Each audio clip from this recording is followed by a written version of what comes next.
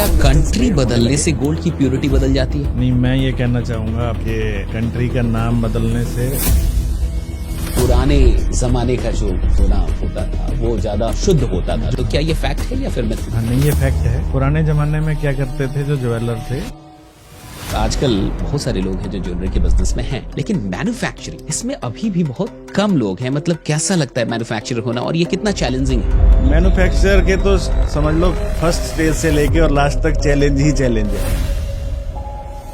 आज हम लोग यहाँ पे सिर्फ सफलता की एक पूरी यात्रा के बारे में नहीं जानेंगे, बल्कि मैन्युफैक्चरिंग, प्योरिटी, ट्रस्ट, इन्वेस्टमेंट और गोल्ड मार्केट की उन सच्चाइयों को आपके साथ रखने वाले हैं, आपके साथ बात करने वाले हैं जो बहुत कम जगहों पे अवेलेबल है। क्या आम आदमी भी मतलब चेक कर पाए गोल्ड को कि ये रियल है कि नहीं? आजकल मार्केट में काफी सारी मशीनें लग गई हैं ऐसी, अच्छा। जो प्योरिटी चेक करके देते हैं, तो आप उनके पास जाके आराम से चेक करा सकते हैं। मैन्युफैक्चरिंग में सबसे बड़ी क्या गलती होती है जो धीरे धीरे बिजनेस को मार देती है? मैन्युफैक्चरिंग में सबसे बड़ी गलती होती है जो आदमी, चाहे वो रावण की सोने की लंका हो या KGF ये मूवी जो है, वहां से लेके यहाँ तक सोने का महत्व कभी कम नहीं होता। इसका इतना महत्व क्यों? सोने का महत्व इसलिए ज्यादा हो गया है कि जो भी लोग इस पॉडकास्ट को देख रहे हैं और जिन्हें जीवन में और आगे जाना है, आप अपनी क्या एक मैसेज देना चाहेंगे? पहले तो अपने दिमाग में एक गोल सेट कर लो, फिर उससे पीछे नहीं हटना। सेकंड ऑप्शन आपके पास नहीं होना चाहिए, तभी आप कामयाब होगे। नहीं तो आपके पास जब तक सेकंड ऑप्शन रहेगा आप कामयाब नहीं होंगे।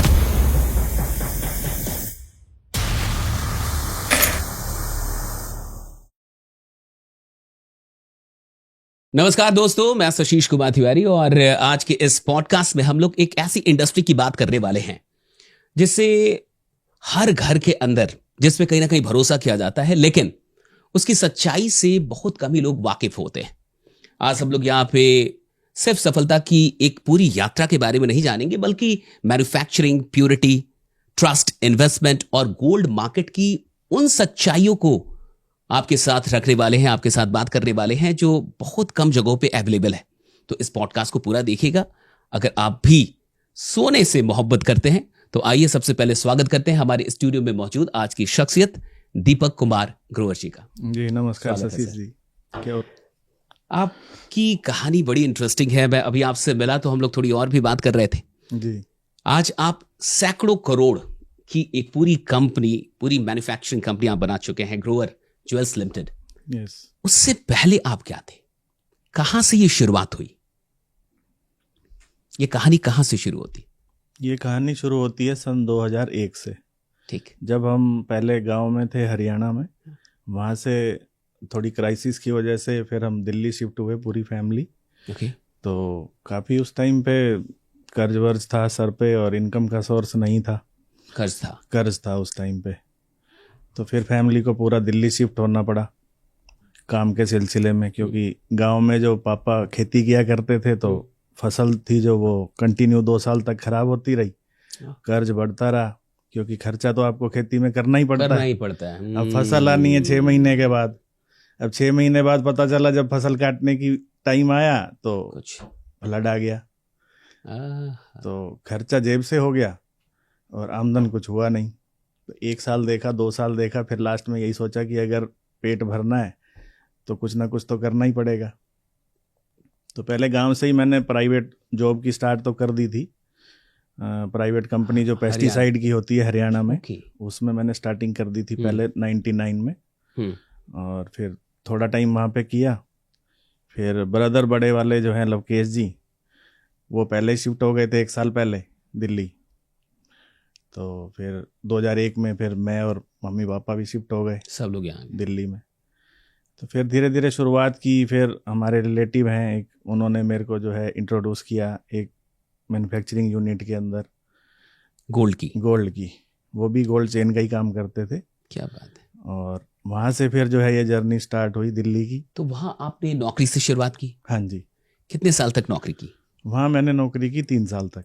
3 साल तक नौकरी की? हाँ जी। तो आप जैसे मैन्युफैक्चरिंग उस कंपनी में आप मार्केटिंग में थे, मैन्युफैक्चरिंग में थे, क्या मैं मार्केटिंग देखता था वहाँ पे मेन तो। बाकी जब जरूरत पड़ती थी तो मैन्युफैक्चरिंग में भी मैं रहता था, उधर भी चल जाते थे। साथ। हाँ, मेरे को शौक था सीखने का, तो मैं सीखता रहता था कि खाली बैठने से अच्छा चलो भाई खुद सीख लेते हैं। तो जब आपने जॉब शुरू किया तब क्या ये ख्याल था कि अपना बिजनेस करेंगे कभी? नहीं, ऐसा तो कोई ख्याल नहीं था। अच्छा, ऐसा नहीं था उस टाइम तो ये था कि किसी तरह बस आमदन का कुछ सोर्स हो जाए। हाँ, घर चलने, मतलब हाँ, जो घर चीजें चलाने हैं। लायक। ओके। ऐसा कुछ था नहीं कि भाई आगे चल के इतनी बड़ी कंपनी भी खड़ी होगी या ऐसा कुछ होगा। धीरे धीरे टाइम बीतता रहा, सोच बदलती रही। जब नौकरी में जब कोई एक ऐसी सिचुएशन आ जाती है, जब मालिक ड्रॉप मारता है कि अरे चल वहां जा, ये करके आ, तो वो कभी मैं झेल नहीं पाया। मेन सच्चाई तो यही थी। 3 साल पर की मजबूरी थी, क्या करते। मतलब 3 साल तक तो लगे रहे वहां पे? 3 साल वहां लगे रहे, फिर उसके बाद दूसरी जगह चेंज की जॉब। आपकी कहानी कहती है कि आप सिर्फ 2 मशीनों के साथ, हाँ एक छोटे से वर्कशॉप से आपने जी ये पूरी आज लगभग 400 करोड़ की एक पूरी मैन्युफैक्चरिंग कंपनी आपने खड़ी की। जी। तो जब वो शुरुआत हो रही थी 2 मशीनों के साथ, क्या उस समय पता था कि आप यहां तक पहुंचने वाले हैं? नहीं, उस टाइम पे ऐसा कुछ पता नहीं था। उस टाइम बस दिमाग में एक ही जुनून था कि नौकरी तो नहीं करनी है। अच्छा, ये हो गया था? ये हो गया था उस टाइम पे। ये 2010 की बात है। तो उससे पहले नौकरियां भी की, कमीशन बेस भी काम किया। पार्टनरशिप भी की, पर कोई चीज सक्सेस हुई नहीं। मतलब हर कोई आज के टाइम में ये चाहता है कि बस जो मैं कह दूं वही हो जाए। वो तो पॉसिबल नहीं है। जब पार्टनर बने हैं तो दोनों तरफ से मिलके चलना पड़ेगा। एग्जैक्टली। एक तरफ से तो कभी कुछ नहीं होगा। तो हमारे तरफ जो क्या था, हमारे पास सोर्सेज थे नहीं और फाइनेंशियली हम उतने स्ट्रांग थे नहीं। तो इसी वजह से हमें जो है पार्टनरशिप करनी पड़ती थी, क्योंकि ये जो इंडस्ट्री है इसमें पैसा काफी चाहिए था पहले दिन से ही, फर्स्ट डे से ही। तो मशीनें महंगी आती होंगी? मशीनें महंगी आती थी, पैसा था नहीं। तो उस टाइम पे ये लगता था कि चलो किसी के साथ मिल के कर लेते हैं, कुछ वो लगाएगा कुछ हम लगाएंगे। तो बिल्कुल ऐसा ही चलता है। हाँ हाँ। पर वो मतलब 3-4 जगह जहां भी किया हमने, वो कहीं फ्रूटफुल रहा नहीं। यानी ये भी ट्राई किया लोगों के साथ मिलके, पार्टनरशिप, ये सब कुछ ट्राई किया जी। पर वो लास्ट एंड रिजल्ट उसका वही होता था कि फिर जब अगले का काम सेट हो जाता था तो फिर अगला कहता था कि चलो अब आप अपने दूसरे शहर चलो, अब आपकी कोई जरूरत नहीं है यहाँ पे। ऐसा मेरे साथ 3-4 बार हुआ। यानी मेजर चैलेंज रहा लोगों का इंटेंशन, जो लोग साथ में मतलब आपके साथ जुड़े कहीं ना कहीं। हाँ, उनका ये उनके मन में तो पहले दिन से ही क्लियर था विजन कि भाई एक बार अपना काम सेट करा लो, उसके बाद इसको भगा देंगे, इसका कुछ है तो है नहीं। भाई फाइनेंस तो मेरा कुछ लगा नहीं है, मेरे पास तो एक्सपीरियंस है। सही बात। कि मैं तो आपके बिजनेस को रन कर सकता हूँ, क्योंकि मार्केटिंग भी आती थी, मैन्युफैक्चरिंग भी सीख ली थी। मैन्युफैक्चरिंग में भी मेन जो चीजें थी वो सब आता ही था। टेक्निकली भी कुछ काफी सीखा मैंने वहाँ पे, जो भी चेन लाइन में जरूरी होता है फैक्ट्री में, काफी काम मैं खुद से भी कर लेता हूँ।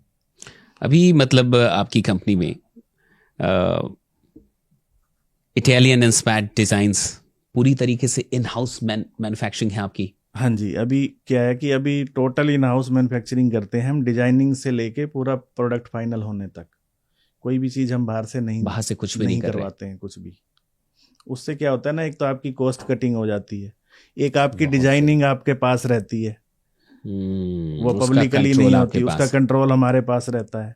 फिर उसमें क्या है कि प्रिसाइज होता है कि मेरे को इस वेट में ये डिजाइन चाहिए, तो वो आप अपने यहाँ कर सकते हो। वेट ऊपर नीचे जो भी आपको कम ज्यादा कस्टमर का जैसे रिक्वायरमेंट रहता है, भी आज के टाइम में जैसे लाइट वेट की रिक्वायरमेंट ज्यादा है, तो हम उसको डिजाइनिंग को थोड़ा सा अपने हिसाब से शिफ्ट करके उसको लाइट वेट कर देते हैं। बहुत सही। अच्छा, अभी मतलब आजकल लोग, बहुत सारे लोग हैं जो ज्वेलरी के बिजनेस में हैं, लेकिन मैन्युफैक्चरिंग जी, इसमें अभी भी बहुत कम लोग हैं। मतलब कैसा लगता है मैन्युफैक्चरर होना, और ये कितना चैलेंजिंग है? मैन्युफैक्चरर होना तो बहुत ज्यादा चैलेंजिंग है, बहुत ज्यादा। ट्रेडिंग करना बहुत आसान है। ट्रेडिंग आसान है यानी? अभी ट्रेडिंग में तो कुछ भी नहीं करना है आपको, एक हाथ से लेना है, एक हाथ से देना है, बीच में आपका मार्जिन जो भी आपने रखना है वो सेट है। क्या चैलेंजेस है मतलब मैन्युफैक्चरर के पास अभी? मैन्युफैक्चरर के तो समझ लो फर्स्ट स्टेज से लेके और लास्ट तक चैलेंज ही चैलेंज है। अगर आप सारे सिस्टम को सही तरीके से, डिसिप्लिन तरीके से नहीं चलाओगे तो आप कहीं एक स्टेप पे भी अगर फेल हो गए तो फिर आप उसको पूरा नहीं कर सकते प्रोसेस को भी। गोल्ड का काम जैसे भाई पहले मेल्टिंग होना है, फिर वायर बननी है, फिर उसकी चेन बननी है, फिर उसका डिजाइन बनना है अलग अलग, फिर पॉलिश होनी है, फिर कटिंग होनी है, काफी सारे प्रोसेस है। अगर एक जगह पे भी आपका सिस्टम फेल हो गया तो आपका प्रोडक्शन पूरा रुक जाएगा और लॉस होगा उस दिन का। आपको प्रोडक्शन अगर नहीं मिला तो उस दिन का लॉस है आपका। कब ऐसा लगने लगा कि नहीं अब आप सफल हो जाएंगे, मतलब मैन्युफैक्चरिंग के इस पूरे गेम में?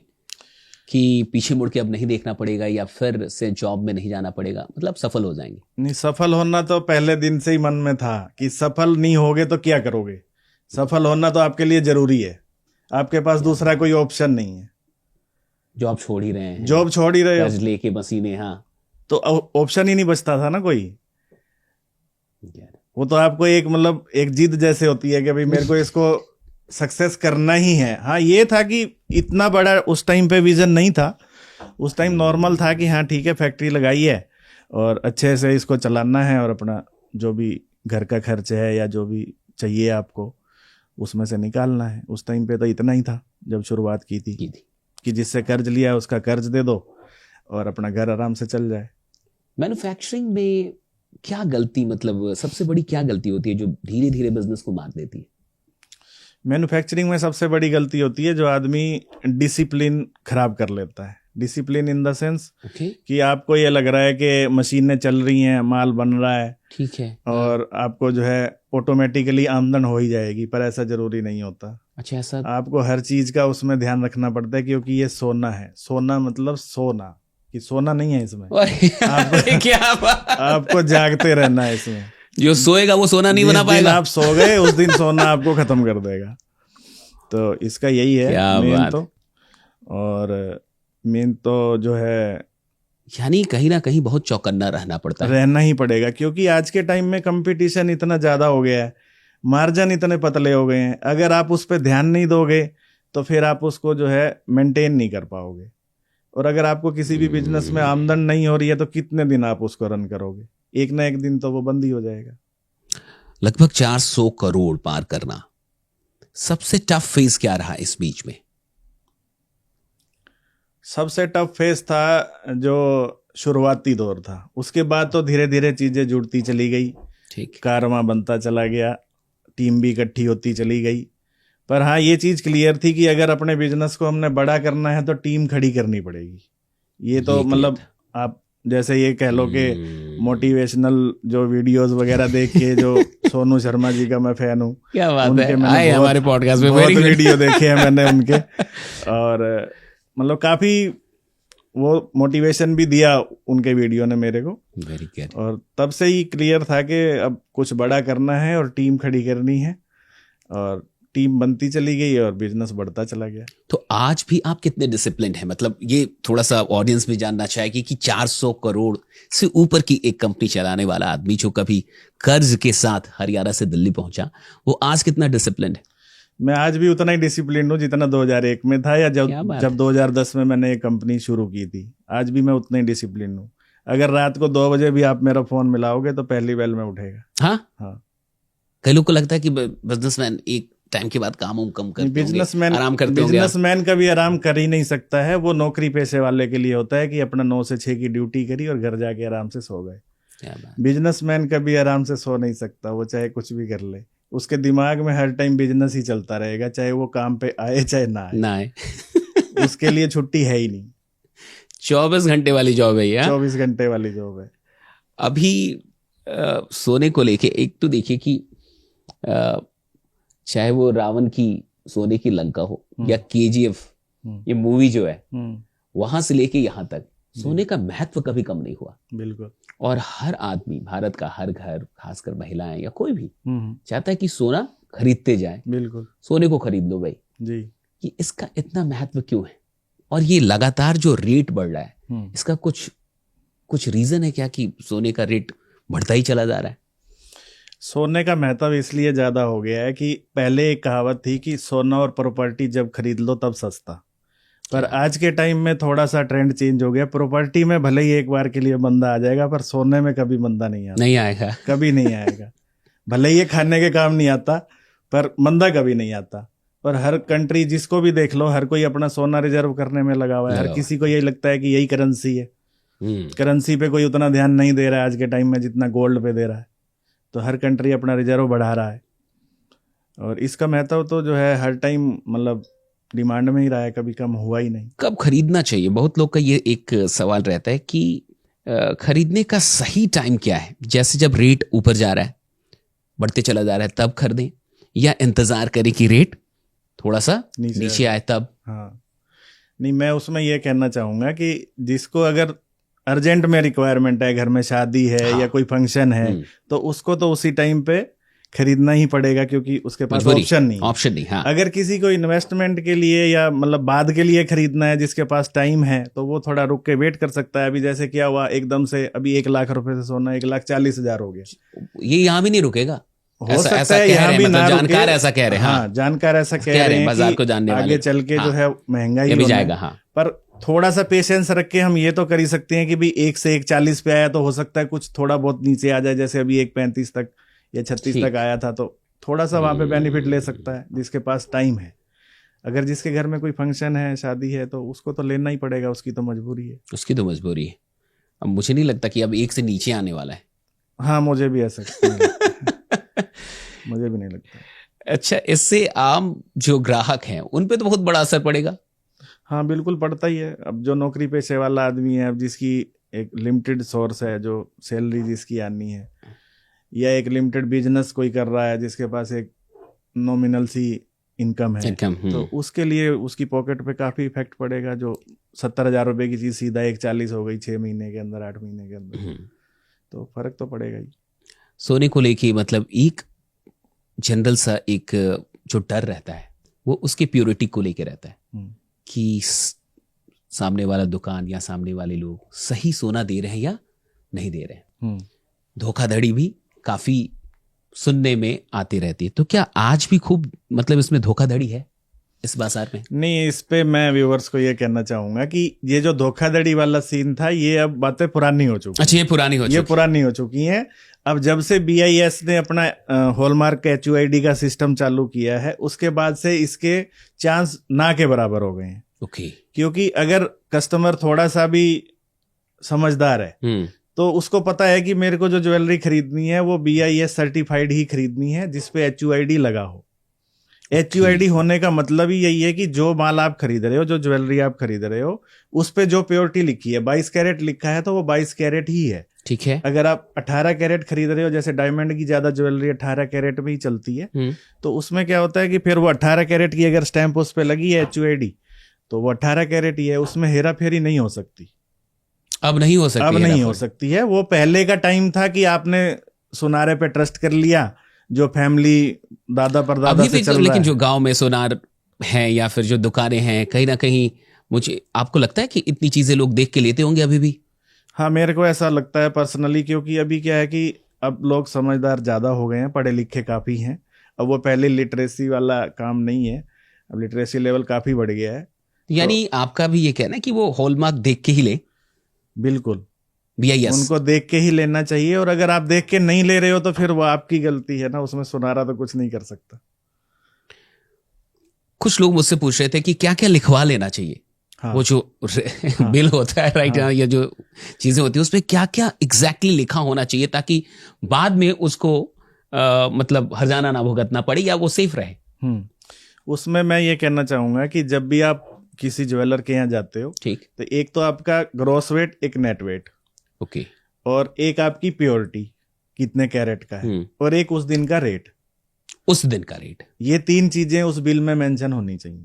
गुड, ये बहुत ताकि कल को आपको जो है उसको अगर एक्सचेंज करना है या आपको वापस देना है, तो वो बिल के साथ जो है आपको उसमें कंफ्यूजन ना हो कि मैंने इतने वेट का ये सामान लिया था, ये इसकी प्योरिटी थी और उस दिन ये रेट था। तो ये 3 चीजें बिल में मेंशन होनी जरूरी है मेरे हिसाब से। आखिर मुनाफा कहां पे है जब रेट एक जैसा है, सब कुछ लगभग आपके लिए, बाकी लोगों के लिए भी जो कॉम्पिटिटर्स हैं, तो मुनाफा कहां पे छुपा हुआ है इस पूरे बाजार में? मुनाफा इसमें 2 जगह मैं इसको डिवाइड करना चाहूंगा। एक तो आप जो है ज्वेलरी कौन सी ले रहे हो, उसमें मैन्युफैक्चरिंग कॉस्ट क्या है, जो दुकानदार जो बेच रहा है, जो शोरूम वाला बेच रहा है, उसको वो क्या कॉस्ट कर रही है और वो क्या मुनाफा लेके बेच रहा है। एक तो उस पर डिपेंड करेगा, और दूसरा डिपेंड करेगा कि वो आपको उसमें जो है जो ग्रॉस वेट है और नेट वेट है वो आपको जेन्युइन दे। अभी हमारे में क्या है कि ग्रोवर ज्वेल्स में जो हम ज्वेलरी देते हैं, जैसे आजकल स्टोन वाली ज्वेलरी चलती है, ठीक है, तो उसमें हम 100% लेस करके देते हैं स्टोन, उसमें कहीं हेरा फेरी हो ही नहीं सकती। पहले ही आपने 100% उसको लेस करके तब आप सब कुछ दे रहे हैं। हाँ जी। तो दुकानें भी हैं आपकी, शोरूम है आपके? हाँ, मेरी 2 शोरूम है। एक मेरा करोल बाग में है बिडनपुरा में, ठीक। और एक मेरा कूचा महाजनी चांदनी चौक, दोनों दिल्ली में है। और हम अपना ही प्रोडक्शन जो है मैन्युफैक्चरिंग करते हैं और अपने शोरूमों से हम बेचते हैं। तो आप मास लेवल पे पहले तो आप मैन्युफैक्चरर रहे, ये शोरूम खोलने का आइडिया कब आया? ये शोरूम खोलने का आइडिया तब आया जब दुकानदार ने समझा कि ये तो हमारे स्लेव है मैन्युफैक्चरर वाले, तो कि इनको जैसे हम घुमाएंगे वैसे ही घूम जाएंगे, जैसा ट्रीट करेंगे वैसे ही ये चलेंगे। तो वो एक टाइम पे आके आपका पेशेंस लेवल फिर खत्म हो जाता है कि कितने दिन, कि मेटल आपका है, यूज अगला कर रहा है। तो वो चीज नहीं हम चाह रहे थे। तो फिर हमने सोचा कि क्यों ना हम अपना ही खोलते हैं। तो पहले करोल बाग में हमने खोला था 2019 में। तो वहां पे क्या था कि जैसे ही आपने मैन्युफैक्चर किया, अब आपको कॉस्ट का पता है कि पहले से इस कॉस्टिंग में जो है मेरे को ये सामान रेडी होके मेरी दुकान पे आया है। अब उसके बाद जो ट्रेडर है वो भी तो अपना मार्जिन ले ही रहा है ना, क्यों ना मैं कस्टमर को उसमें से कुछ फायदा दे दूं, कुछ मैं रख लूं। ये बड़ी बात है, अगर मैन्युफैक्चरिंग वालों के पास अपना शोरूम है तो कस्टमर को ज्यादा फायदा हो जाएगा। हाँ, पर ऐसे बहुत कम लोग हैं ना। अगर मान लो 100 आदमी अपने बोर्ड पे लिख के बैठे हैं कि हम ही मैन्युफैक्चरर हैं, हम ही ट्रेडर हैं, तो वो 100 सारे सच्चे तो नहीं है। मैं ये तो एक चीज अपने व्यूअर्स को, आपके व्यूअर्स को बोलना चाहूंगा गुड, कि उसमें से 10% लोग ऐसे हैं जो ओरिजिनल मैन्युफैक्चरर कर रहे हैं और अपनी ट्रेडिंग कर रहे हैं। 90% ऐसे हैं जो सिर्फ ट्रेडिंग कर रहे हैं, बट बोल रहे हैं कि हम मैन्युफैक्चर बोल रहे हैं कि मैन्युफैक्चरर हैं। ये बात तो सच नहीं है। ये इंटेंशन कैसे आता है एक बिजनेसमैन के पास? मतलब क्योंकि कई बार ऐसा लगता है कि बिजनेस मुनाफे के लिए होता है, बहुत सारे लोग को भी ऐसा लगता है कि बिजनेसमैन को मुनाफे से मतलब है, बाकी किसी चीज से मतलब नहीं है। लेकिन मैं आप जैसे कई लोगों को देखता हूं, उनका इंटेंट बहुत पायस होता है, बहुत प्योर होता है। ये कैसे आप लोग इसको क्रिएट करते हैं अपने अंदर? ये उसके दिमाग में ये चीज आ सकती है कि मेरे को अगर पब्लिक की सेवा करनी है, पब्लिक के साथ जुड़े रहना है, और आगे मेरे को लंबे टाइम के लिए काम करना है, अपने ब्रांड को खड़ा करना है, तो ये उसके दिमाग में ये चीज आएगी कि मेरे को क्वालिटी, प्योरिटी, सब चीज की परफेक्शन चाहिए। कस्टमर कल को कंप्लेंट ना करे कि यार ये तो मैं सामान ले गया था, ये तो अच्छा नहीं है यार, पसंद नहीं आया। ये सब चीजें फिर वो मैन्युफैक्चरर को जो है अच्छी नहीं लगती कहीं ना कहीं। यानी जिसका विजन बड़ा होगा, हाँ, जिसको और भी आगे जाना है, बिल्कुल, इन छोटे मोटे मुनाफों से बढ़ के एक ब्रांड क्रिएट कर रहा है, बिल्कुल बिल्कुल, तो वो कभी कॉम्प्रोमाइज नहीं करेगा क्वालिटी से, बिल्कुल नहीं करेगा, है ना? बिल्कुल। यानी कहीं ना कहीं आपकी अगली सोच या अगला स्टेप बड़ा होने वाला है। बड़ा होने वाला है वो एक सरप्राइज है, वो अभी मैं नहीं बताना मैं समझ रहा हूँ, तभी मैं वहां तक आया कि विजन जिसका बड़ा होगा वो कॉम्प्रोमाइज नहीं करेगा क्वालिटी से, क्योंकि उसको पता है कि फाइनली किसी भी बिजनेस का जो आगे बढ़ने का, ब्रांड बनने का आधार है वो लोग हैं और लोगों का ट्रस्ट है। बिल्कुल। अगर हम लोगों के साथ आज कुछ भी धोखाधड़ी करें तो कल वो ट्रस्ट ही नहीं रहेगा, तो फिर ब्रांड बन ही नहीं सकता। बिल्कुल। और गोल्ड का जो ज्वेलरी का जो बिजनेस है वो चलता ही ट्रस्ट के ऊपर है। सारा खेल, पूरा खेल ही ट्रस्ट का है। तो देखता हूँ कि कई लोग तो ऐसे सोनार के या दुकानों से जुड़े कि खानदान दर खानदान, हाँ, कुछ भी लेना है वहीं से होता है। हाँ, वो ट्रस्ट जुड़ा हुआ है ना उनका, पीढ़ी दर पीढ़ी उनका। जब कोई हॉलमार्क नहीं था। हाँ, पर उस टाइम पे ट्रस्ट उस लेवल पे बिल्ड इसलिए था क्योंकि जो सामने वाला जो दुकानदार है वो भी तो हेरा फेरी नहीं कर रहा है ना, वो भी तो जेन्युइन तरीके से चल रहा है, तभी तो ट्रस्ट बैठा ना उसके ऊपर। बहुत सही। हाँ, वरना लोग कहीं ना कहीं चेक तो करवा ही लेते होंगे। बिल्कुल।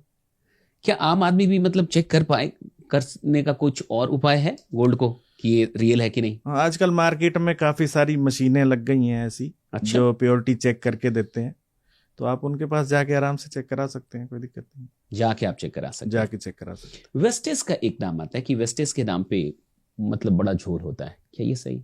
क्या है नहीं, वेस्टेज के नाम पे झोल नहीं होता है। अच्छा वेस्टेज के नाम पे क्या होता है कि मैंने जैसे बताया कि ज्वेलरी टू ज्वेलरी डिपेंड करता है। ठीक है। अगर आपकी ज्वेलरी इस लेवल की है कि उसमें ज्यादा मेहनत नहीं है, ज्यादा टाइम नहीं लग रहा है, और काम करने में जैसे आप उसको घिसते हैं, कटिंग करते हैं, पॉलिश करते हैं, तो उसमें थोड़ा बहुत जो सोना घटता तो नहीं है, पर ऐसा होता है जो हाथ में नहीं आता, वो पकड़ में नहीं आता, कुछ पानी में चला गया, कुछ डस्ट में चला गया, तो उस चीज को वेस्टेज बोला जाता है। अब वो किस लेवल की ज्वेलरी है, अब जैसे आप एंटीक ज्वेलरी या कुछ वैसी ज्वेलरी आप बना रहे हैं, डायमंड की ज्वेलरी है, तो उसमें थोड़ा वेस्टेज ज्यादा हो जाती है। यानी वो होती है होती है। उस पे कोई ऐसा नहीं है कि वो जानबूझ के या ऐसा करके नहीं, उसमें जानबूझ के अगर आप मान लो कोई प्लेन ज्वेलरी खरीद रहे हो और वो आपको रेट लगा रहा है एंटीक ज्वेलरी का, हाँ, जैसे मान लो वो आइटम तो है 3% 4% वाली और आप उसके भर के आ रहे हो 15% 20%, तो फिर तो आपके साथ लूट ही हो रही है ना। ये लूट हुई। हाँ, अगर वो एंटिक है, डिजर्व करता है कि वहां, तब समझ में आता एंटीक है, कि बस डायमंड है और काफी सारी ऐसी ज्वेलरी है, कुंदन पॉल की है, उसमें काफी मेहनत लगती है, काफी टाइम लगता है। अच्छा, हाँ जी, तो वहां वेस्टेज हो सकता है, वहां हो सकता है, लेकिन उसका भी एक लिमिट है। लिमिट है उसका। मेकिंग चार्ज का क्या खेल है? अलग अलग है हर जगह पे, मतलब जितना बड़ा ब्रांड उतनी ज्यादा मेकिंग चार्ज। ब्रांड का क्या है कि ब्रांड ने अपना ट्रस्ट बिल्ड कर लिया, ठीक, अब ब्रांड का सिस्टम बहुत बड़ा है, ब्रांड के खर्चे बहुत बड़े हैं, ये भी सही है। तो ब्रांड अपने हिसाब से उसकी वेस्टेज ले रहा है, तो हाँ, ब्रांड को वो अपना जो लेवल है वो भी मेंटेन करना है। अब छोटे दुकानदार को वो सब खर्चे करने नहीं है, तो वो कम वेस्टेज पे भी माल बेच देता है।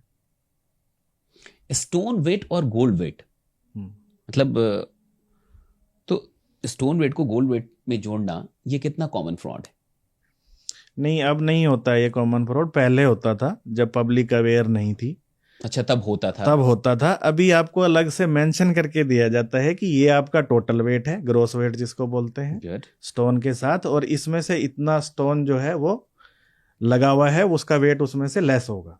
स्टोन का चार्ज कई लोग अलग से ले लेते हैं। हाँ, कई लोग उसको बीच में ही जोड़ देते हैं, उसी में 24 कैरेट नहीं बन पाता, क्यों? 24 कैरेट में कुछ एक आइटम है जो बन पाती है। अच्छा, बनते हैं कुछ एक आइटम बिस्किट, यही सब। बिस्किट तो खैर 24 कैरेट होता ही है। अच्छा, ठीक है, उसमें तो कुछ आप चेंज नहीं कर सकते, पर उसमें कुछ जैसे मोटी कुछ चैनें बन जाती हैं। अच्छा। कुछ ज्वेलरी हैवी वेट की बन जाती है। वो थोड़ा सा इसलिए थोड़ा डिफिकल्ट होता है क्योंकि 24 कैरेट होता है बहुत सॉफ्ट, तो उसको हैंडल करना थोड़ा भारी पड़ता है। ओके, उसको जल्दी से आप हैंडल नहीं कर पाते, वो सॉफ्ट इतना ज्यादा होता है। 22 कैरेट लोग इसीलिए बनाते हैं कि उसमें कुछ अलॉय जैसे मिक्स कर दिया, उसको एक जो है ड्यूरेबल बनाने के लिए, डेली आपने यूज करना है, उसको पहनना है, तो उसमें थोड़ा अलॉय मिक्स करके उसको हार्डनेस थोड़ी उसकी बढ़ा देते हैं, जिसके चलते आसानी से, मतलब आसानी से उससे ज्वेलरी बन जाती है। अभी कितने पूरे स्टाफ होंगे आपकी मैन्युफैक्चरिंग पूरी इस कंपनी में? मेरी कंपनी में अभी 65 के आसपास। कैसे सब, ये कितना टफ है लोगों से उनका बेस्ट निकलवाना as an honour, as an managing director? नहीं, थोड़ा टफ शुरू में लगता था कि टीम बड़ी करेंगे, पता नहीं लोग कैसे मिलेंगे, काम करेंगे कि नहीं करेंगे, पर भगवान की इतनी कृपा रही है, शुरू से ही जितने भी लोग मिलते चले गए, सब एक से एक अच्छे लोग मिले। क्या बात। और टीम खड़ी होती चली गई और कंपनी बढ़ती चली गई। जो चीजें जॉब में आपने फेस की, मुझे लगता है बिहेवियर, वॉइस, हाँ, शायद वो तो मैटर करता ही है कि जो मेरे साथ हुआ कम से कम मैं अपने एम्प्लॉय के साथ तो ना करूं। फिर जब उसकी मान लो कभी कोई रिक्वायरमेंट है, कोई ज़रूरत है, तो अगर आप उसमें खड़े हो साथ में, तो उसको भी दिखता है कि हाँ, अगर ये मेरे साथ खड़ा है तो मेरे को भी अपना बेस्ट देना है। ये भी काफ़ी फर्क पड़ता है। अभी आखिर क्या लग रहा है, मतलब गोल्ड के मार्केट का आपको कहाँ पे जाके रुकेगा ये जो बढ़ता हुआ दाम है? नहीं, इसका तो कोई रुकने की तो कोई लिमिट ही नहीं है ना। ये तो कहीं भी जा सकता है, पूरा आसमान खुला हुआ है। किसने सोचा था कि, नहीं सोचा, यहाँ तक भी नहीं सोचा। 2010 में जब हमने ये कंपनी शुरू की थी तब शायद 12,000 रुपए के आसपास का, 12,000 रुपए, 12,000 10 ग्राम। हाँ जी, और आज हो गए देखो 15 साल में ये पहुंच गए 1,40,000, 12,000 रुपए वाली चीज। जितने लोगों के पास जितना बड़ा रिजर्व होगा उतना बड़ा मुनाफा बना रहे होंगे। बिल्कुल बिल्कुल। और गोल्ड तो ऐसी चीज है कि वो तो हमेशा रिजर्व ही रखनी चाहिए।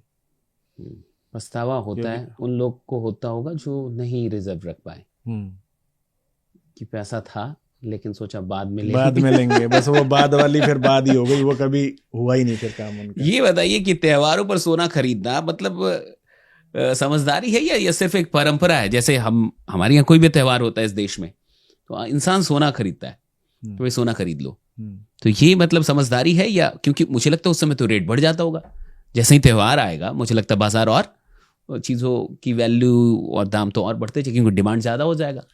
नहीं, ऐसा जरूरी नहीं है कि त्योहार आएगा तो रेट बढ़ ही जाएगा। हाँ। ये पूरा टोटल डिपेंड करता है पूरे वर्ल्ड की इकोनॉमी के ऊपर। ऐसा नहीं है कि आपके शहर में कुछ हो गया या आपकी कंट्री में कुछ थोड़ा बहुत जो कुछ भी हो गया ऊपर नीचे तो गोल्ड का रेट ऊपर नीचे हो जाएगा, ऐसा नहीं है। पूरा वर्ल्ड की इकोनॉमी इस पे डिपेंड करती है। इंपोर्ट कर रहे हैं अभी भी हम गोल्ड? हाँ, क्योंकि क्या है ना कि जैसे आपको पता ही होगा, इंडिया जो है वर्ल्ड का सबसे लार्जेस्ट जो है कंज्यूमर है। हाँ, चाइना के बाद कभी चाइना का ज्यादा हो जाता है, कभी इंडिया का ज्यादा हो जाता है, तो इनका आपस में कंपटीशन चलते रहता है। किसी साल उसका ज्यादा, किसी साल इसका ज्यादा। तो जैसा कि मेरी नॉलेज में है, इंडिया जो है लगभग हर साल 800 टन के आसपास इंपोर्ट करता है। 800 टन? जी, क्या बात है। और जबकि इंडिया की खुद की जो प्रोड्यूसिंग जो है वो उतनी नहीं है। कुछ एक जगह पे, 2-3 जगह पे इंडिया में प्रोड्यूस होता है सोना, माइनिंग है। कहाँ पे? कर्नाटक में है, कर्नाटक, और राजस्थान में है। हाँ, KGF भी वही है। हाँ, वहीं का दिखाया गया था। कोलार। हाँ, कोलार गोल्ड फील्ड्स। और बाकी मैक्सिमम जो है वो तो इंपोर्ट ही करता है इंडिया। मैक्सिमम तो इंपोर्ट। हाँ। अच्छा, तो इसको इन्वेस्टमेंट के नजरिए से देखना चाहिए कि नहीं? बिल्कुल देखना चाहिए। अभी इतनी देर से हम यही बात कर रहे हैं कि गोल्ड तो एक ऐसी चीज है कि और कोई भी चीज हो सकता है सस्ती हो जाए, पर गोल्ड को कभी आपने सस्ता होता तो नहीं देखा होगा आज तक। मैंने तो नहीं देखा। पिछले 15 साल में तो होगा भी तो वो 1-2 महीना, मान लो बीच में कोई करेक्शन टाइम आ गया, कुछ ऐसी सिचुएशन हो गई कि थोड़ा बहुत उसमें रेट कम हो गया, नहीं तो कंटिन्यू तो बढ़ता ही चला जा रहा है। कैसा लगता है यहाँ तक पहुँचने में, जब आप पीछे मुड़ के देखते हैं और देखता है कि कहाँ से शुरू किया और आज सैकड़ों करोड़ की एक पूरी कंपनी खड़ी की, 60-70 या फिर हो सकता है सैकड़ों लोगों का परिवार चल रहा है? कैसा फील होता है? पीछे मुड़ के देखने वाला तो अभी तक सीन नहीं आया है। पीछे मुड़ के देखने वाला जब टाइम आएगा तो शायद उसके बाद मैं रिटायर हो जाऊंगा। अरे क्या बात है। तो पीछे मुड़ के देखने वाली चीज तो है नहीं। हाँ ठीक है, जब शुरू किया था तब एक ये था दिमाग में, एक कहावत चलती थी हमारे यहाँ की, चढ़ जा बेटा सूली पे भली करेंगे राम। क्या बात। तो उस टाइम तो वही पोजीशन ले लो। हाँ, कि पूरा रिस्क है, जो होगा देखा जाएगा, अब इसी को कामयाब करना है और अपने पास कोई ऑप्शन नहीं है। तो उस टाइम पे ये सोच थी कि चढ़ते हैं सूली पे, राम जी भली करेंगे। और अभी तक पीछे देखने वाला कुछ ऐसा है नहीं, और मैं उन लोगों में से नहीं हूँ जो पीछे मुड़ के देखते हैं कि मैं कल कहाँ था, आज कहाँ खड़ा हूँ। मेरा काम है मेरा काम करना। क्या बात। मैं अपने काम पे ध्यान देता हूँ। So true। और मैं ये पीछे मुड़ने वाले सिस्टम में बिलीव नहीं करता। आगे देख रहे हैं यानी आप यहाँ से कि आगे कहाँ, हाँ, कि कहाँ। हाँ। तो आगे एक्सपेंशन का ख्याल है ग्रोवर ज्यूल्स को लेके? बिल्कुल, आगे एक्सपेंशन का बहुत अच्छे लेवल पे ख्याल है, और भगवान ने चाहा तो करेंगे भी कमिंग वीक्स में या मंथ्स में। क्या बात है, यानी 2026 में कुछ तो बड़ा होने वाला है। कुछ तो होने वाला है। हाँ। सोना सिक्योरिटी है या सिर्फ स्टेटस सिंबल? मतलब कई लोग तो स्टेटस सिंबल मतलब के रूप में भी सोना का इस्तेमाल होता है। अच्छा, अभी तो इंस्टाग्राम या बाकी जगह सोशल मीडिया पे आप देखते होंगे कुछ लोग तो गोल्ड मैन है, सब इतने सोने दिखते हैं उनके साथ कि आदमी कम दिखता है, सोना ज्यादा दिखता है। बिल्कुल। क्या लगता है, मतलब स्टेटस सिंबल के रूप में भी इसका इस्तेमाल खूब होता है? हाँ, खूब होता है। अगर आप ज्वेलरी पहनते हो कुछ उस लेवल की जिनकी आप बात कर रहे हैं, तो उनके लिए स्टेटस सिंबल भी है, पर एज ए इन्वेस्टमेंट आप देखो तो वो भी अच्छी चीज है। क्योंकि जब भी आपने जो भी भाव में खरीदा होगा या किसी ने भी खरीदा उससे ज्यादा ही, तो उससे ज्यादा ही उसको रेट मिला होगा हमेशा। तो इन्वेस्टमेंट के हिसाब से भी बुरा नहीं है, और साथ में आप उसको पहन के स्टेटस भी बना रहे हो, दोनों चीजें हो रही हैं। ये है ही, बिल्कुल, इसमें कोई शक भी नहीं है। मुझे लगता है कि सिक्योरिटी की फीलिंग भी देती है कि कुछ नहीं है, लेकिन अगर गोल्ड है, गोल्ड पे लोन बड़ी जल्दी मिल जाता है। बड़ी जल्दी मिलता है, बिल्कुल। आजकल तो फैसिलिटियां इतनी हो गई हैं कि जाके बैठो 5 मिनट में लोन ले लो। 5 मिनट में गोल्ड पे लोन ले लीजिए आप। बिल्कुल। क्यों लोन इतनी जल्दी मिलता है? और मुझे तो लगता है गोल्ड पे लोन देने वाले हजारों करोड़ बना गए। हाँ, बिल्कुल, काफी सारी कंपनियां आ गई हैं। हाँ, काफी सारी गोल्ड पे लोन देके, गोल्ड ना देके बल्कि गोल्ड लेके और लोन देके, और वो करोड़ों। बिल्कुल। क्या रीजन है कि गोल्ड पे इतनी जल्दी लोन मिलता है? गोल्ड इजी टू, वो है ना, एक जो कमोडिटी है कि आपको जब कैश की रिक्वायरमेंट है तब आप अपना कैश करा लो, टाइम नहीं लगता है उसमें। कोई भी आप मान लो आज प्रॉपर्टी भी खरीदते हो, आपको ये लगे कि यार मेरे को आज कैश की रिक्वायरमेंट है, तुरंत बाजार में बेचने जाओगे वो कहेगा 3 महीने का टाइम लगेगा। ट्रू, तुरंत नहीं बिकती। हाँ। और सोना एक ऐसी चीज है, आप दुकानदार पे जाओ कि यार मेरे को पैसे की जरूरत है, थोड़ा मेरा हाथ तंग है और ये सोना है मेरे पास, वो कहेगा ठीक है जी अभी कर देते हैं। बैठो, तो आपको विद इन ए मिनट्स या हावर लगा लो मैक्सिमम। इसीलिए लोग सोने के साथ इतना सुरक्षित महसूस करते हैं कि कुछ बिल्कुल। हो ना हो गोल्ड होना चाहिए, क्योंकि वो बहुत जल्दी पैसे लेके आ जाएगा। इजी टू लिक्विडेट है ना, हम्म। आप जब मर्जी उसको लिक्विडेट करो, तुरंत पैसा हाँ, आपके हाथ में आ जाए। जमीनों में नहीं है, मैंने आपको देखा कोई है। इमरजेंसी पड़ गई, कुछ भी भगवान कुछ भी, ना करे, हाँ, किसी ना, के हाँ, साथ ना, कोई हाँ, भी लेकिन इमरजेंसी, कोई हादसा हो गया, तो हम्म, अगर उसके पास गोल्ड है तो वो उसको यही लगता है दिमाग में कि अगर मेरे हाथ में गोल्ड है तो मैं जब मर्जी इसको कैश कर सकता हूँ और अपना। ऐसा कुछ भी आप लोग चलाते हैं कुछ प्लान या ये सब कुछ की जहां कम कम पैसे देके आदमी जमा करता चाहे और फिर जाके वो गोल्ड ले ले? नहीं, अभी ऐसा हमारी कंपनी का ऐसा फिलहाल तो नहीं है, पर आगे चल के हम ऐसा कुछ प्लान कर रहे हैं कि पर डे के हिसाब से हाँ, आदमी बहुत के ऐसे पास लोग होते जितनी हैं, सेविंग हाँ, है वो उसमें जो है डालता चला जाए, फिर जब उसका कुछ इकट्ठा हो गया, जब वो लेना चाहे ले ले, तो वो ले ले। क्योंकि ये सही भी काफी रहेगा। सारी कंपनियां ऐसा कर भी रही अच्छा हैं करती हैं, और हमारे नेक्स्ट प्लान में ये है। हाँ, और क्योंकि ये हम सही भी है। इसकी स्टार्टिंग करेंगे कि भाई जरूरी नहीं है हर किसी के पास डेली लाखों रुपए की लाखों इनकम रुपए हो, ना हो, हाँ, ऐसा जरूरी नहीं है। अब किसी को मान लो डेली का 100 रुपया बच रहा है, बहुत 200 सही, बच रहा है, 500 बच रहा है, जो जितने सेव करना चाहे उसमें कर सकता है। बहुत सही है। आजकल तो मुझे लगता है कि ऑनलाइन भी कुछ एप्स पे या इधर हाँ। उधर कुछ चीजें ये ऐसी होती हैं। बिल्कुल बिल्कुल। घर पे गोल्ड टेस्ट करने का कोई तरीका है? घर पे गोल्ड टेस्ट करने का तो पहले भी नहीं था, सुनारे के पास ही था, वही जो पत्थर घिसने वाला Oh my सिस्टम God, था। हाँ, हाँ, घर पे तो कभी भी कोई भी चेक नहीं कर सकता है, और आज के टाइम में तो काफी सारी मशीनें बाजार में अवेलेबल हैं जो कुछ थोड़ा बहुत चार्ज लेते हैं और हाथों हाथ चेक करके दे देते हैं। हॉल मार्क की जो बात है, कहीं ऐसा नहीं होता होगा मतलब कि मार्केट में कि वो हॉल मार्क भी कोई डुप्लीकेट या कुछ ऐसे करके वो चला रहा हो? नहीं, ऐसा पॉसिबल नहीं है। अच्छा? क्योंकि जो BIS की जो गाइडलाइंस हैं वो बहुत स्ट्रिक्ट हैं। अच्छा, और उसमें अगर कोई हेरा फेरी करता है हाँ, तो फिर मेरे ख्याल से उसका GST भी कैंसिल कर देते हैं, तो आप काम भी नहीं कर सकते, इतने सख्त रूल हैं BIS के। तो अगर उस पर HUID लगा हुआ है 6 डिजिट का, तो कस्टमर को चाहिए कि शोरूम पे जाए, जब भी वो ज्वेलरी खरीदे वो हॉलमार्क जरूर चेक करे। जो 6 डिजिट का है उसको ऑनलाइन वो चेक भी कर सकता है BIS की साइट पे। अगर वो ऑनलाइन ना दिखे तो फिर वो फ्रॉड है? तो फिर कहीं ना कहीं उसमें कुछ डाउट है, तो वो फिर आपको दुकानदार क्लियर करके देगा कि ऐसा क्यों है। गुड। नॉर्मली ऐसा नहीं होता है, अगर उस पर 6 डिजिट का कोड होगा तो वो जेन्युइन ही होगा। जेन्युइन ही होगा, हाँ, मतलब ठीक है। मैं तो उन लोगों के लिए पूछ रहा हूँ जो बिल्कुल फ्रॉड ही करने पे उतरे हो, कि वो कुछ भी 6 डिजिट अपने मन से हाँ चला रहे हो। हाँ, नहीं ऐसा खैर पॉसिबल तो नहीं है आज की डेट में। बाकी इंडिया है, कुछ कह नहीं सकते। कई सालों से नकली और या कम प्योरिटी का गोल्ड ऐसा कोई अगर पहन रहा हो जिसको ना पता, मान लीजिए बहुत पहले ले लिया हो, ऐसा भी तो हो सकता है कि वो पहन रहा हो उसको पता ही ना। हाँ, हो सकता है, पर वो BIS के आने से पहले, हाँ, उससे पहले का अगर उसने खरीद रखा है तो वो फिर वो जो पीढ़ी दर पीढ़ी जो चल रही थी परंपरा, वो उसके अनुसार अगर उसने खरीदा है तो फिर उसकी कोई गारंटी नहीं है। उसको जाके जांच करवा लेना उसको जाके जांच करवानी चाहिए, बिल्कुल।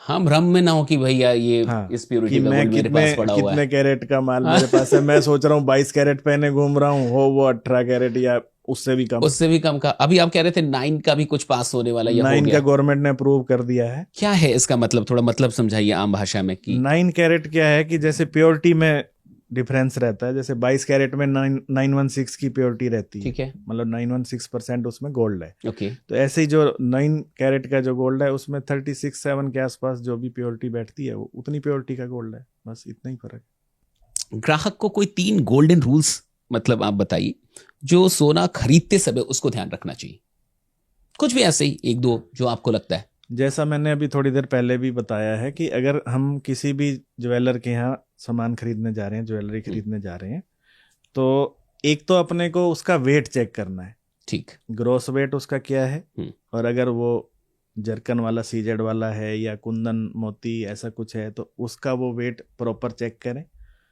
कि सही से उसने लेस कर रखा है कि नहीं। और दूसरा उसकी प्योरिटी कितने कैरेट का है, 18 का है, 22 का है या 14 का है, डायमंड का है तो, या उससे भी कम का है, जैसे 9 का भी हम लोग बात तो वो उसको चेक करना बहुत जरूरी है। और तीसरा उस दिन गोल्ड का रेट क्या है, उस दिन का रेट उस क्या दिन का रेट क्या है। इससे क्या फर्क पड़ता है? मान के चलिए कि जब उसको एक्सचेंज करना होगा तो उस दिन के रेट से कोई फर्क पड़ता है?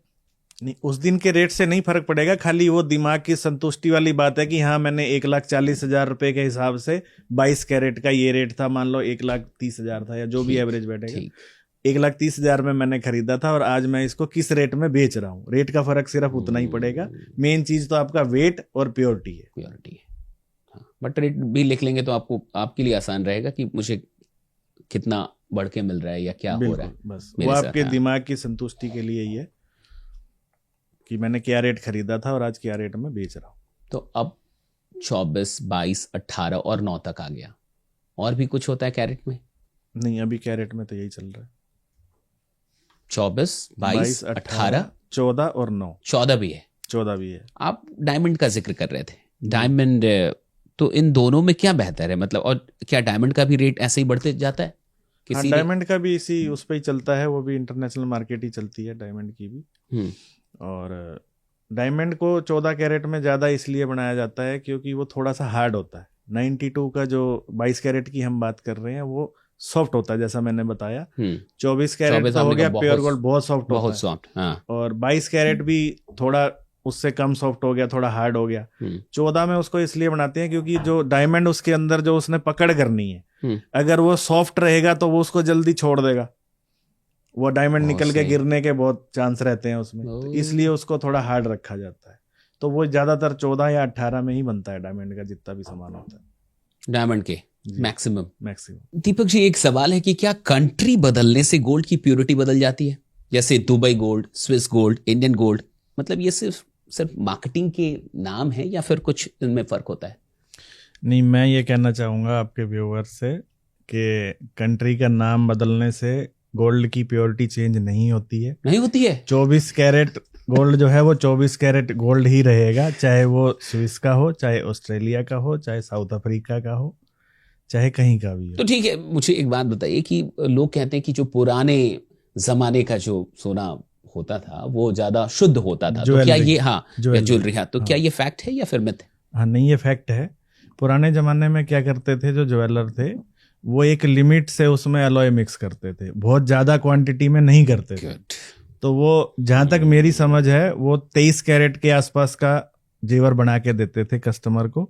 इसलिए वो ड्यूरेबल भी ज्यादा रहता था और उसकी फिनिशिंग भी काफी लॉन्ग टाइम तक सेम रहती थी, तो लोगों को लगता था कि सोना बहुत अच्छा है। अच्छा, एक आपकी थोड़ी सी फैक्ट्री से एक सवाल है मेरे पास कि आपके पास इटालियन, टर्किश, जर्मन मशीनरी सब लगी हुई, तो ये क्वालिटी को कैसे मतलब ये बदलते हैं या फिर क्या, कितना प्रभाव है इनका? हमारे पास एक्चुअली जो आपने कंट्रियों के नाम लिए, इनमें से जो हमने मशीनें परचेज की हैं वो अपनी लाइन के मास्टर हैं। वो जो मशीनें बनाते हैं वो सिर्फ इसी चीज को ध्यान में रख के बनाते हैं कि हमें क्वालिटी में समझौता नहीं करता है। तो जो भी आप मैन्युफैक्चर जो प्रोडक्ट करते हो, अगर उन मशीनों से वो होके निकला है, जैसे पॉलिशिंग की मशीन है जर्मनी की, बहुत फेमस है। टर्किश मशीनें हैं जैसे स्टैंपिंग वगैरह की, काफ़ी फेमस है। और जैसे चेन की जो सबसे बहुत ही पतले साइज, जैसे मैं कहना चाहूँ जैसे 2 ग्राम 20 इंच, जैसे सोनार भाई समझ लेंगे इस बात को कि अगर 2 ग्राम की आपको चेन बनानी है तो अगर वो इटली की सिस्मा की मशीन है तो आपको टेंशन लेने की जरूरत नहीं है, सब काम मशीन ने करना है। निकलेगी भी मशीन से, जुड़ेगी भी मशीन से, सब कुछ मशीन से होना, सब कुछ। और उसकी क्वालिटी जो होगी वो कहीं आप उसको बीट नहीं कर सकते, इतनी बढ़िया क्वालिटी की होगी। क्या बात है। तो इसलिए जो है हमने वो मशीनें अडॉप्ट की हैं जो अपनी अपनी लाइन के मास्टर हैं, और उन्हीं से हम सारी चेनें भी और ज्वेलरी भी बना रहे हैं। तो इसलिए हमारी जो फिनिशिंग है वो और लोगों से काफ़ी अच्छी है। तो पहले से ही ख्याल था कि जो भी लूंगा टॉप का ही लूंगा, मशीनरी भी लेके आऊंगा तो इधर से ही लेके आऊंगा? हाँ, इस बात पे मुझे एक बात याद आ गई। जो हमारे कंपनी के CEO हैं हमारे भाई सन्नी ग्रोवर, वो एक मशीन लेने वाले थे, ठीक, जो रिक्वायरमेंट थी फैक्ट्री में।